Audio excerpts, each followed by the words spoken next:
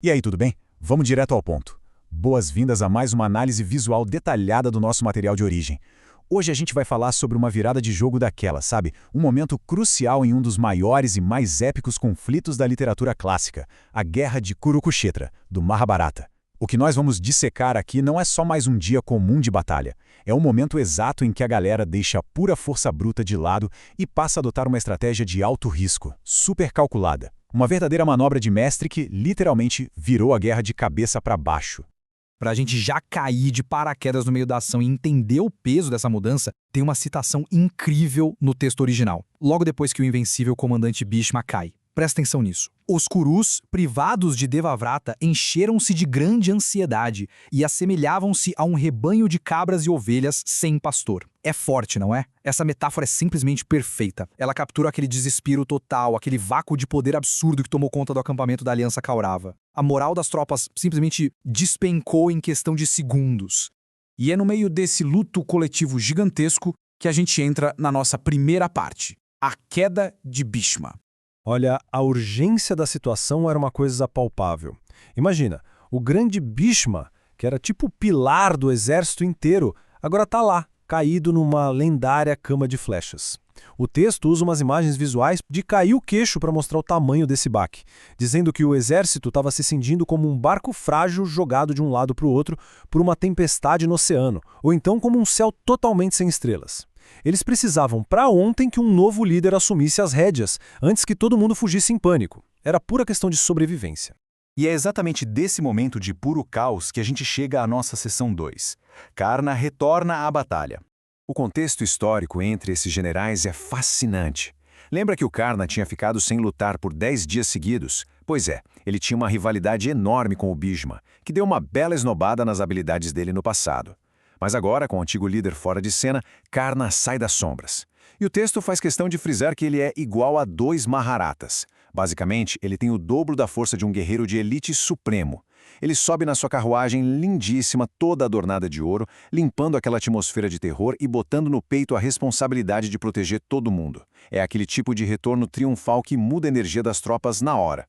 Só que, por incrível que pareça, o Karna não assume o comando geral de cara. O que nos leva à terceira parte. Drona assume o leme. Então a grande pergunta é, por que o Drona? Depois de consultarem as tropas, Duryodhana e Karna chegaram à conclusão de que o professor Drona era, sem dúvida, a melhor escolha para unir os reis aliados. E faz todo sentido, quer ver? Primeiro, ele é o mestre. Ele ensinou quase todos os grandes guerreiros ali dos dois lados da guerra. Segundo, o cara tem uma sabedoria e uma experiência de vida absurdas. Terceiro, o texto até compara a energia e o intelecto dele a figuras celestiais como Sukra e Vrihaspati. E para fechar, ele era considerado o maior especialista em armas de todo o pedaço. Resumindo, ninguém, de jeito nenhum, ia ter coragem de questionar a autoridade dele. E com o novo comandante na área, chegamos no ponto principal de toda essa nossa análise, a seção 4, a mudança tática. A mudança de estratégia aqui é absurda. Eles literalmente trocaram uma marreta por um bisturi. Antes, com o Bhishma, a ideia era simples e direta, aniquilar o exército inimigo na força bruta e fazer um massacre generalizado. Mas a nova tática do Drona é o oposto. A regra número 1 agora é: não matem o rei Yudhishthira. O grande objetivo é capturar ele vivo. E por trás disso a gente vê a mente super manipuladora do príncipe Duryodhana trabalhando. Ele sabe muito bem que, se matarem o rei, o Arjuna vai ter um ataque de fúria apocalíptico e destruir todo mundo. Então, o plano do Duryodhana é pegar o rei vivo, forçar mais um jogo de dados fraudulento e mandar os inimigos de volta por exílio sem ter que arriscar a destruição do próprio exército. Brilhante, não é? Esse plano do Drona parece roteiro daqueles filmes de assalto de forças especiais. Foram 3 passos milimetricamente pensados. Passo 1, dar um jeito de atrair o Arjuna, que era o guarda-costas impenetrável, para longe do campo de batalha principal. Passo 2, usar uma força de elite para quebrar as linhas de defesa inimigas super rápido. E o passo 3, agarrar o rei Yudhishthira e dar o fora dali com ele vivo. Mas o Drona deixou um aviso bem claro para todo mundo. Se o Arjuna ficasse perto do rei, o plano ia falhar de forma espetacular.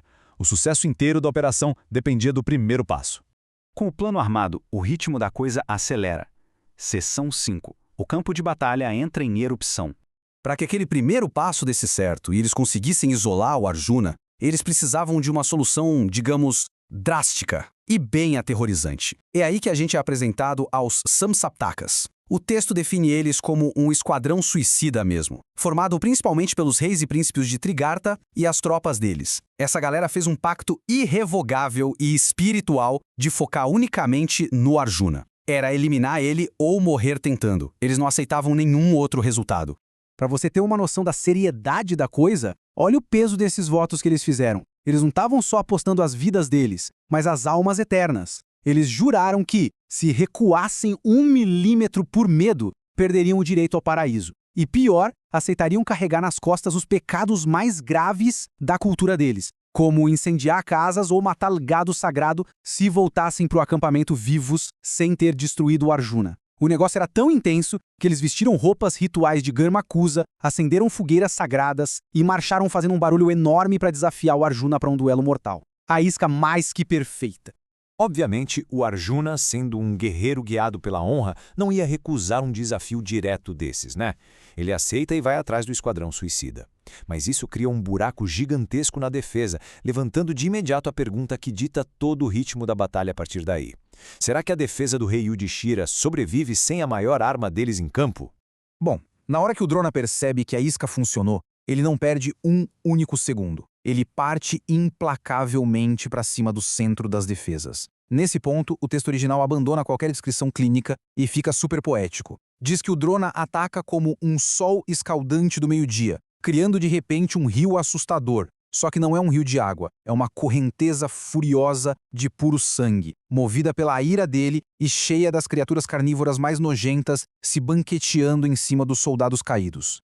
E é fantástico ver a genialidade de como eles traduziam a realidade tática para essa linguagem épica. O autor usa a imagem do rio para descrever a carnificina. Olha só, a correnteza violenta é na verdade aquela chuva ininterrupta de flechas do Drona. As águas são literalmente o sangue derramado. Os redemoinhos terríveis são as carruagens de guerra rodando desgovernadas no meio do caos. As margens desse rio macabro são os corpos gigantes de elefantes e cavalos derrubados. E os lírios flutuando, bom, esses são os escudos dourados e as armaduras de malha quebradas das vítimas. Entender isso ajuda muito a gente a processar o choque e o terror que os observadores viam num ataque desses naquela época. E enquanto essa carnificina imensa fluía, o texto foca também nos combates corpo a corpo que estavam estourando em todo lugar. Grandes guerreiros batendo de frente no meio dos destroços como duas montanhas aladas. Tinha gente lutando com umas massas colossais e o impacto das armas era tão violento que soltava faíscas que pareciam meteoros riscando o céu. Uma verdadeira demonstração brutal de resistência, sem a qual nenhum dos lados conseguia avançar. No fim das contas, aquela isca genial arquitetada pelo Drona e pelo Duryodhana deu um resultado muito rápido e devastador. O Arjuna estava lá longe lutando contra milhares de inimigos suicidas, sem conseguir enxergar as linhas principais. E o Drona aproveitou isso para massacrar os guarda-costas pessoais do Yudhishthira, eliminando protetores importantíssimos tipo o jovem Kumara. O exército Kauravá já estava até gritando vitória, crente que ia interceptar e tomar a carruagem do rei a qualquer momento. O que nos traz, de forma bem lógica, para esse nosso impasse final. Pensa comigo. Com o Arjuna atraído para longe por guerreiros que já se consideram mortos, e com o comandante inimigo varrendo o campo de batalha como se fosse fogo, será que a defesa dos Pandavas vai aguentar essa missão de captura? A gente fica com essa reflexão sobre como uma simples mudança tática alterou completamente os rumos de um épico histórico. Nós encerramos nossa análise por aqui, mas fica a prova de que às vezes um plano inteligente e astuto vale muito mais do que a força bruta. E aí, o que você acha que vai acontecer depois disso?